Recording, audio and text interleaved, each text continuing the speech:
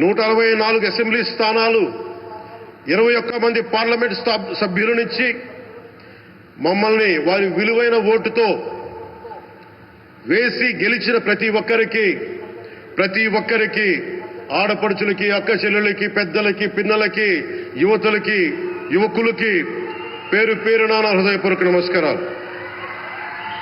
ప్రజలు ఎన్డీఏ ప్రభుత్వాన్ని నమ్మారు, నిలబడ్డారు.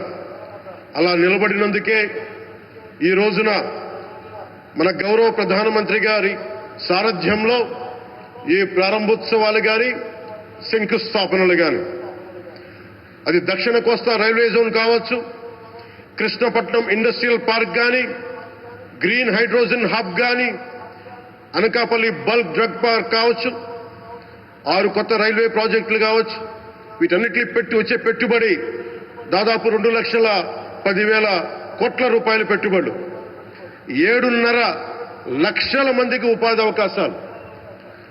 అవినీతితో కూరుకుపోయి ఉపాధి అవకాశాలు లేక, ఉద్యోగ అవకాశాలు లేక విలవిల్లాడుతున్న సమయంలో మీరు నిలబడ్డారు. అందుకే ఈ రోజున ఈ 2 లక్షల పైచిలకు పెట్టుబడితో 7.5 లక్షల ఉపాధి అవకాశాలు లభించి మనందరికీ ఇచ్చినందుకు మనస్ఫూర్తిగా ప్రధానమంత్రి శ్రీ నరేంద్ర మోదీ గారికి చేతులెత్తి నమస్కరిస్తున్నాం.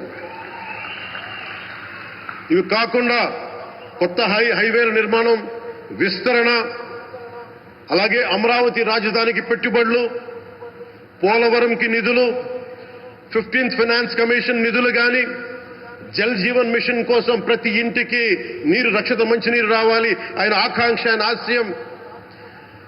మనకు గంట కాదు 24 గంటలు రావాలని పడ్డ తపన ప్రధానమంత్రి గారిది. వీటన్నిటికీ చేయగలుగుతున్నాం, ముందు ప్రారంభించామంటే మీరు మా మీద పెట్టిన భరోసా, మా మీద పెట్టిన నమ్మకం, గౌరవ ప్రధానమంత్రి గారి మీద మీరు చూపించిన నమ్మకం. ఈ రోజున అది 2 లక్షల పైచిలకు పెట్టుబడులుగా ఇక్కడికి వచ్చింది. ఎక్కడో మన మారుమూల గ్రామాల్లో 70 సంవత్సరాల పాలనలో గ్రామాలకి రోడ్డు లేదు. ప్రధానమంత్రి సడక్ యోజన కింద ఈ రోజున మనం మారుమూల గిరిజన గ్రామాల్లో కూడా రోడ్లు వేయగలుగుతున్నామంటే దానికి ముందుండి మాకు వెన్నుతట్టి మాకు నిధులు సమకూరుస్తుంది నరేంద్ర మోదీ గారు. భారతం అభివృద్ధి పదంలో ఎందుకు చేశారు ఇవన్నీ అంటే, భారతదేశం అన్ని రాజ్యాలు, అన్ని రాష్ట్రాలు ఏ ఒక్కరు కూడా అభివృద్ధిలో వెనకపడకూడదు.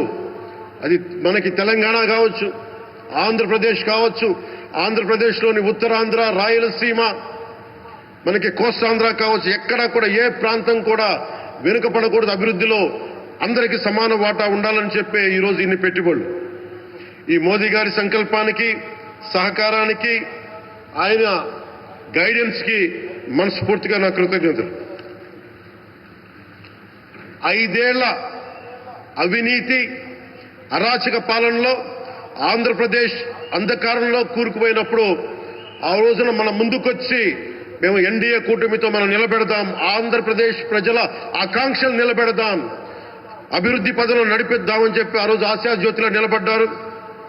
అసలు అభివృద్ధికి ఆస్కారమే లేదు ఆంధ్రాకి అనే స్థితి నుంచి అభివృద్ధి అంటే ఆంధ్రానే అని చెప్పుకునేలా గౌరవ ముఖ్యమంత్రి గారి నాయకత్వం, చంద్రబాబు గారి నాయకత్వంలో, ప్రధానమంత్రి గారి నిర్దేశకత్వంలో, వారి సూచనలతో, సహకారంతో కేబినెట్ కానీ, మంత్రివర్గ సహచరులు కానీ, ఎన్డీఏ కూటమి ఎమ్మెల్యేలు కానీ, మేమందరం కార్యకర్తలు అందరం కష్టపడతాం. అహిర్నిశలు రేయం భవళ్లు కష్టపడతాం.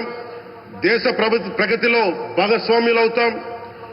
మేము ప్రధానమంత్రి గారికి అండగా ఉంటామని తెలియజేసుకుంటూ, ఆంధ్రప్రదేశ్లో ఉన్న ఆంధ్రాకి వెలుగుతో నింపుతున్న మీ నిండు హృదయానికి నా హృదయపూర్వక కృతజ్ఞతలు తెలియజేసుకుంటున్నాను. మరోమారు మీ అందరికీ ధన్యవాదాలు తెలుపుకుంటూ, నమ్మకం పెట్టారు. మీరు పెట్టిన నమ్మకానికి ఈ రోజున 2 లక్షల పైచిలకు పెట్టుబడులు తీసుకొచ్చారు. ప్రధానమంత్రి గారు ఉండటం వల్ల, సమర్థవంతులైన చంద్రబాబు గారు ఉండటం వల్ల మేమందరం నేర్చుకోవడానికి, పనిచేయడానికి సంసిద్ధంగా ఉన్నాం.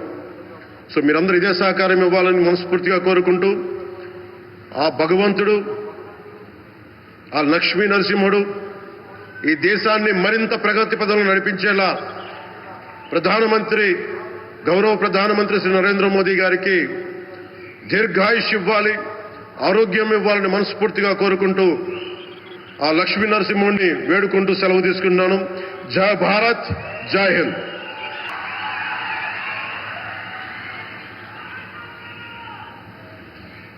Thank you, sir. Thank you very much.